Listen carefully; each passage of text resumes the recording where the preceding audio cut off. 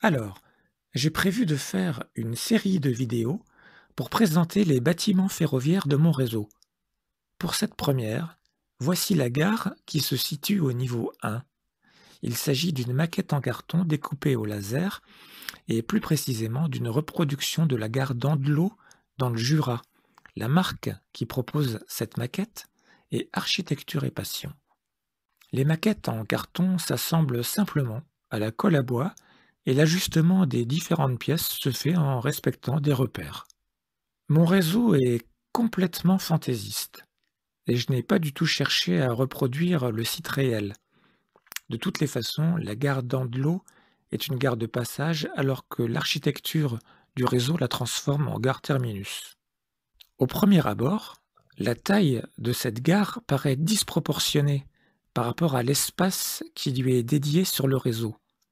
L'existence de la courte voie juste devant la gare avait pour seul but de recevoir de vieux autorails comme par exemple un Picasso ou un X2008, mais ils sont radiés maintenant, c'est-à-dire que je les ai revendus. Et aujourd'hui, la courte voie sert uniquement de garage à une machine qui doit y passer la nuit. Les locaux arrivent parfois de loin, comme cette RH 1144 en provenance d'Autriche.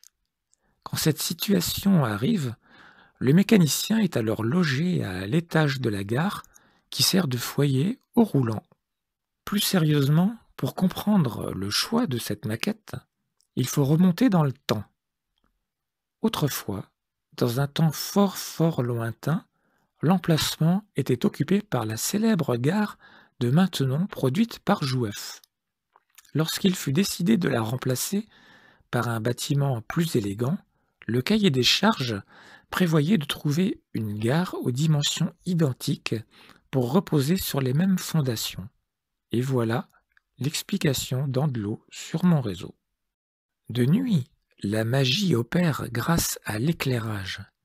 Avec la pièce dans le noir, le regard se focalise sur l'ambiance ferroviaire et les incohérences de conception s'effacent, jusqu'à créer une atmosphère particulière. Les températures de couleurs différentes, à ton chaud ou froid, apportent une touche de réalisme supplémentaire. La salle principale est éclairée et laisse apparaître quelques détails, comme par exemple un composteur orange, un sol carrelé et quelques voyageurs en attente.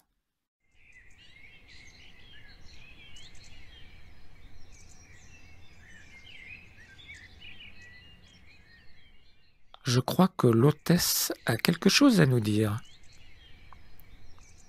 C'est normal, madame, c'est jour de tournage. Pour des raisons de sécurité, le trafic est momentanément interrompu. La photographe en profite pour prendre de la hauteur afin de trouver des points de vue originaux. Alors, Andelot est-elle vraiment disproportionnée dans cet espace restreint? Absolument pas, bien au contraire.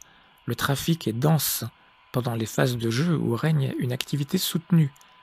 D'ailleurs, les circulations reprennent avec cette BR 181 en provenance d'Allemagne. Voilà, l'histoire de la gare se termine. À bientôt pour la découverte d'autres bâtiments.